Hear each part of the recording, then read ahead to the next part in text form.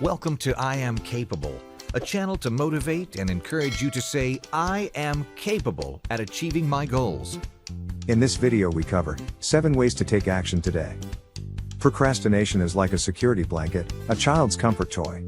It's the soft, cuddly teddy bear that comforts a baby in his crib and lulls him to sleep. Procrastination comforts us into thinking that we're in control of our lives. After all, we have plans and dreams that we're going to realize someday. We have goals and resolutions that we want to achieve. We're not just sitting around content with the status quo, aimlessly drifting through life without purpose. Well, the uncomfortable truth is that many of us are doing exactly that. Yes, we know what we need to be doing, but we're not doing it. Procrastination gives us a false sense of comfort that lulls us into inaction. When it comes to procrastination, we're all culprits, some of us more than others. What makes us do it? Why do we delay making decisions that need to be made, taking steps towards our goals, and putting off tasks that won't go away no matter how much we delay? What holds us back from taking action? More importantly, how can we stop doing it? Why do we procrastinate? The reasons are many and varied, but here are the most common ones. Identify the reason or reasons that are causing you to procrastinate. Oftentimes, knowing why we do something can be the first step to breaking a negative habit, and no one would disagree that procrastination is a bad habit. Lack of structure. Lack of structure means more or less taking each day as it comes. We have no fixed meal times, we tend to skip meals and go to bed at all hours, and our fitness routine is haphazard. Structure breeds discipline, and with it, you decrease opportunities for inaction. Lack of time. This is a big one and probably applies to all of us. Why do we keep putting off that dentist appointment or signing up for that fitness class? We're too busy. We tell ourselves that we'll do it next week or the week after, and the cycle continues. Our hectic lifestyles often prevent us from focusing on the real priorities, and instead, we get sucked into a vicious cycle of mundane tasks and activities. Being a perfectionist. Seeking perfection is commendable, but it's not practical because a perfectionist is never satisfied. When you're a perfectionist, you delay taking action because the timing isn't perfect, the circumstances aren't just right, or your financial situation isn't exactly how you want it to be. And being the perfectionist that you are, this may never happen. No clear vision. This is especially true of big goals and long-term plans. Not having a clear vision prevents us from seeing the bigger picture, where we want to be in 1, 5, 10 or 20 years, and the milestones we need to reach to get there. Fear of failure. This is another major cause of procrastination. We're simply afraid to take action because we're terrified of failing. In some cases, this can be seriously crippling. The false comfort of procrastination is keeping you from achieving something amazing, your full potential, and your best possible life. This is not an exaggeration. When you consistently choose action over inaction, you can achieve truly great things. The following 7 powerful and proven steps will help you turn inaction into action. They will help you break the habit of procrastination and choose to be proactive in every area of your life, including your health, your career, your finances, and your personal and social life. Number 1. Write it down. Whatever it is you need to take action on, you want to put it down in writing. Why is this important? Physically writing your goals and intentions down sends some powerful messages to your subconscious brain, stimulating it to reinforce them and act upon them. Here's why you should always write down your goals, ideas, and dreams. Seeing them on paper brings them to life. Writing it down and specifying what it is you want to achieve transports your thoughts from the realm of the mental to the physical, so to speak. Subconsciously, it's like signing a contract with yourself to commit to your goals and intentions. It keeps your goals top of mind. Bringing your plans and ideas to paper causes what scientists call the generation effect. By clearly stating your intent, you motivate your brain to deeply embed the thoughts into your subconscious and revisit them often. This amazing process will actually cause your brain to generate constant reminders to act, and it will feed you with innovative ideas on how to act. It will literally push you towards achieving your goal. It unleashes the brain's full potential. When you clearly state your goals and dreams, describing them in detail, your brain will jump to the challenge. It will understand that what you have written down is important to you and that it makes you feel good. You will tap into a goldmine of creativity and innovation you never knew you had, motivating to take action. It makes you more likely to act and achieve your goals. This is a scientifically backed fact. A study has confirmed that people who often revisited what they had written to assess, tweak, and add new milestones were 42% more likely to achieve their goals. That's how powerful the subconscious mind is. It fosters optimism and hope. Seeing your goals and dreams on paper floods your body with good feelings as you visualize how your future success will change your life for the better. Naturally, this fosters optimism and hope. These positive feelings tell your brain that this is something good for you. I will keep you motivated and inspired. How to write it down effectively. There are 2 basic rules to remember when writing down your goals. Be specific. Writing down that you want to be rich and famous is a vague dream that's more in line with wishful thinking. Always be as specific as possible. For example, I want to start a successful online business, or I want to send my kids to college, or I want to write a best-selling book. You can then break that down into the type of online business or the topic of the book, etc. You can add these details after you've done more research. For example, make it measurable. This means creating a series of benchmarks or mini goals to help you measure your progress. For example, saving up a certain sum of money every month, working out once a week, or learning a specific skill related to your goal. The bottom line, you may still be a bit skeptical about this step and its effectiveness. Try it and see for yourself. It's a powerful process that takes place on a subconscious level, rewiring your brain to guide, motivate, and inspire you into action. Remember to revisit your written statements on a regular basis to assess your progress and new benchmarks if required. Number 2, stay fired up with a vision board. The best intentions will always fizzle out without motivation. Motivation is the catalyst that keeps you fired up, consistently taking positive action to make your intentions a reality. At this point, you're thinking that this is easier said than done, understandably so. The curse of today's manic, fast-paced life is that we often get sidetracked from pursuing our goals. The stress and pressure of day-to-day tasks clamoring for our attention are so exhausting that we just lose our motivation. It's a sad truth, but rather than staying fired up about our goals and purpose, we lose out passion amidst the day-to-day mundane. A vision board is guaranteed to dramatically fire up your brain and keep you passionate and motivated every single day. Creating your vision board. You'll need a magnetic or cork bulletin board or a cardboard sheet, glue/magnetic pins, and colored markers. Glitter and stickers for decoration, optional. Collect images from magazines that reflect your goals and dreams and really resonate with you. Attach the pictures to the board to create a collage. Use markers to write inspiring quotes and affirmations around or between the images. Decorate with glitter or other items. There are no rules for how many images you should use or where to place them. Let your creative juices flow and be as elaborate or as simple as you choose. The end result should be an inspiring collage that keeps your goal alive and fires you up whenever you look at your vision board. To keep your purpose and motivation sky high, look at your vision board for at least 5 minutes each day, or several times a day if you choose to. Cool tip: use the Google Vision Board software if you'd like to create a virtual one on your computer. Number 3, take logical steps. This step is best illustrated with several examples, so here goes. Example number 1, your dream is to become a successful chiropractor and start your own practice. The first logical step would be to get a degree. The second would be to work as an intern or assistant at a chiropractic clinic to gain experience. The next logical step would be to open your practice. In between these big goals would be a subseries of smaller logical steps, such as researching colleges that offer chiropractic degrees, choosing the one you think is best, options for raising capital to start your own practice, the preferred location of your practice, and so on. Example number 2, you want to start an online business. The first logical step is to get a domain and create a website or hire someone to do it for you. Next, you want to be specific about the service or product you plan to offer. You would do market research, then create a good marketing campaign to build a buzz before launching your product. Example number 3, your dream is to retire comfortably. The first logical step would be to specify how much money would mean comfortable retirement for you. The next logical step is to create a viable financial plan that would allow you to settle debts, mortgages, and outstanding bills on a regular basis so that you're scot-free by the time you retire. You'd also need to specify how much you need to be saving monthly or yearly.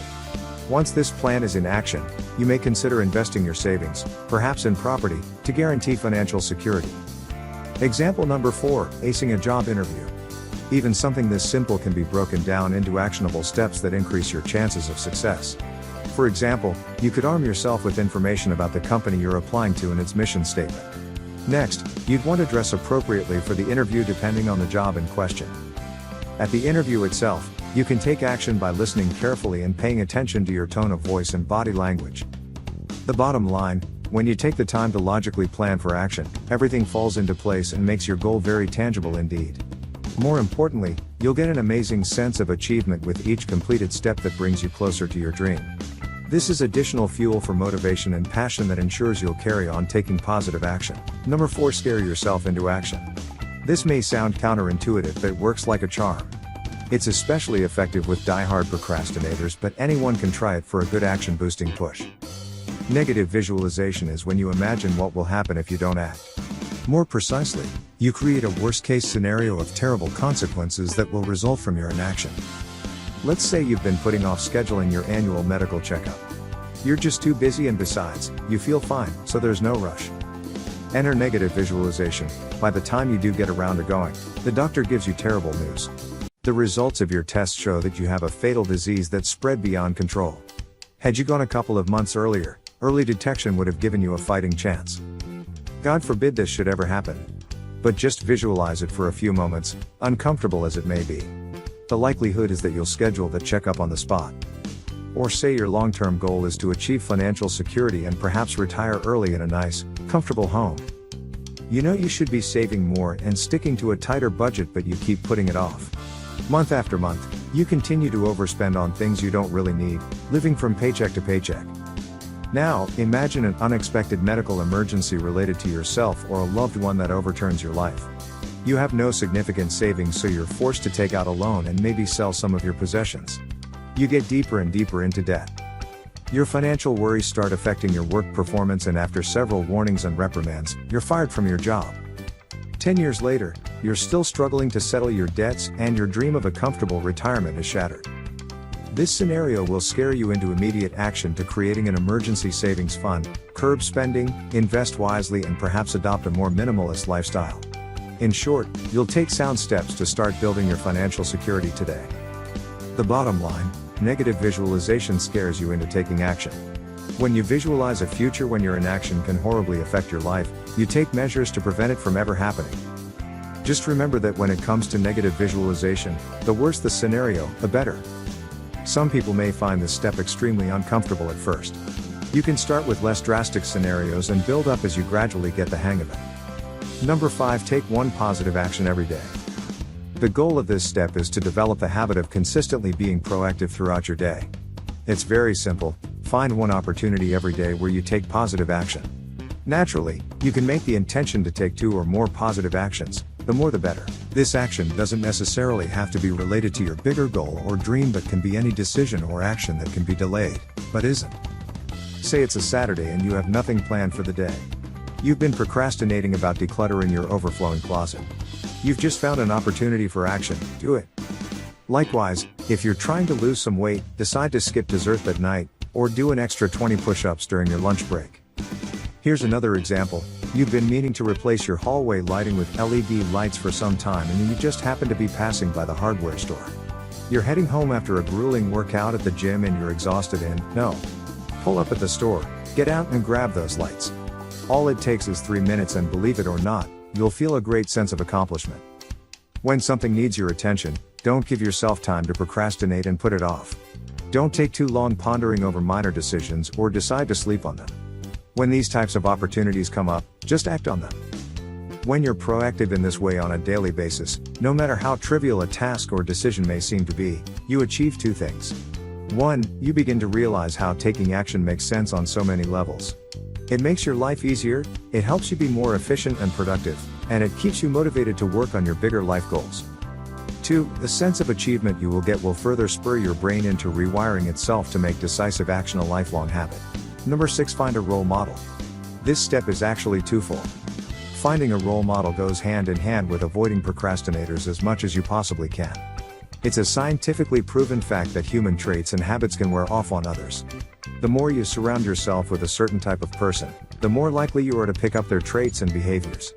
Naturally, this type of influence can be a double-edged sword.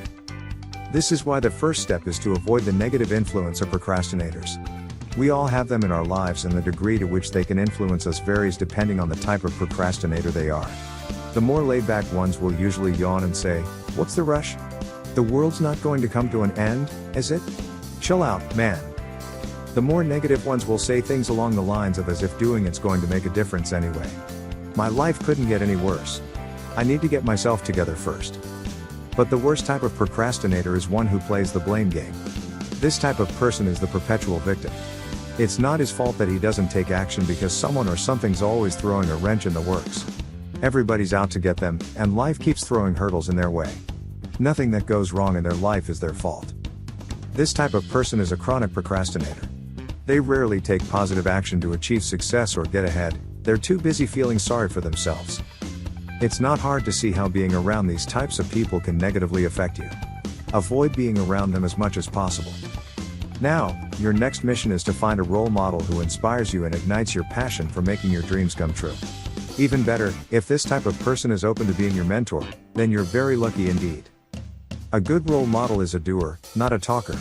He or she is the type of person who jumps into action when action is needed. These people are perpetually positive and fired up, and actually seem to thrive on challenge and adversity. You probably don't have to look too far, either. Decisive action is the main trait of all successful people.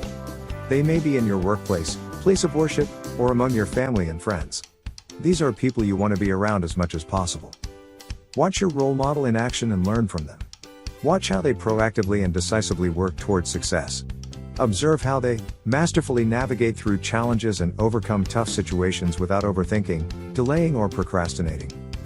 But most important of all, absorb their passion, enthusiasm, and positive vibes and let them fill your heart and mind. The bottom line, associating with proactive people will teach you many valuable lessons about timely, decisive action. The more you surround yourself with these types of people, the more you will become like them. Number 7. Take responsibility. Perhaps one of our biggest pitfalls is that we don't hold ourselves accountable for our inaction. Oftentimes, we find all sorts of justifications for putting something off. What are the most common justifications? The timing's not right, you have other life issues to resolve, unforeseen circumstances, and other people's inaction. We justify our inaction in order to put our conscience to sleep. Where does conscience fit into the equation? Well, let's face it. We know deep down that at the end of the day, we're responsible for our inaction, not anything or anybody else. This is especially true when our inaction can negatively affect the people around us, especially our family and coworkers. And nobody likes to feel guilty. Holding yourself accountable is the final and most important step because it encourages you to own up to your responsibility and honestly reflect on what's holding you back. You can start by holding yourself accountable for implementing these 7 steps consistently. Here are some tips on how to hold yourself accountable. Observe your attitude. If you're a perfectionist, be honest with yourself. We don't live in a perfect world and perfection is rarely achievable. Don't wait until you have the perfect set of skills to pursue your goals. Don't wait for the perfect moment to ask your boss for a raise. Take action and make the intention to accept the best possible rather than the perfect. If the timing and circumstances aren't right, well, they may never be. Do whatever you can do to act on your goals regardless of circumstances, and better yet, take action to resolve the circumstances. Don't wait until you have every single piece of data and information to make a decision that needs to be made. Work with what you have, assess the best possible outcome and go ahead, knowing that you've done your very best. Becoming aware of your attitude towards different types of action as mentioned here is the first step to changing it. Feel guilty. Allow yourself to feel guilty sometimes if your inaction is affecting the people you love. This is a bit similar to negative visualization and it can spur you into action. If you're procrastinating, fear of change or fear of failure is holding you back from pursuing a new career or getting ahead in life, you may be unable to provide a comfortable life for your family. Ponder this for a moment and feel a little prick of guilt. After all, you'd do anything for your family, wouldn't you? Likewise, your inaction could also be hindering your coworkers and subordinates if you're a manager. This does not make for a collaborative work environment for you or for them. Your indecision or lack of action could be stifling their creativity and ability to shine and achieve their own success. It's perfectly okay to dwell on guilt for a while because it may wake you up to the fact that your inaction may be unintentionally harming others. Schedule it in. Just as you would get reprimanded at work for failing to submit work on deadline, give yourself similar deadlines to get things done. Always give activities and decisions related to your goals priority and schedule them in as you would an important meeting or appointment. Take responsibility for keeping these deadlines and give yourself a good mental dressing down if you fail to meet them. Consider it giving yourself a bit of tough love. Enlist the help of others. Ask a close friend, family member, or colleague to keep you on track by monitoring your intended actions. If you start dragging your feet, they'll be there to nag you back into action. They'll regularly give you reminders, assess your progress, and strictly hold you accountable. So, make sure you enlist people who aren't afraid to be tough on you when it's needed. But they'll also be lavish with praise and encouragement when you're doing great. They'll be there cheering you on and celebrating every achievement with you. The bottom line, having said all that, don't be too hard on yourself. You may struggle a bit at first because developing a new habit takes time. Try to find a balance between leniency and accountability. You can do this by rewarding yourself often. Always reward yourself for staying on track and consistently turning your inaction into action. Celebrate every achievement and every step forward, no matter how small. Treat yourself to something nice and give yourself a big pat on the back. You deserve it.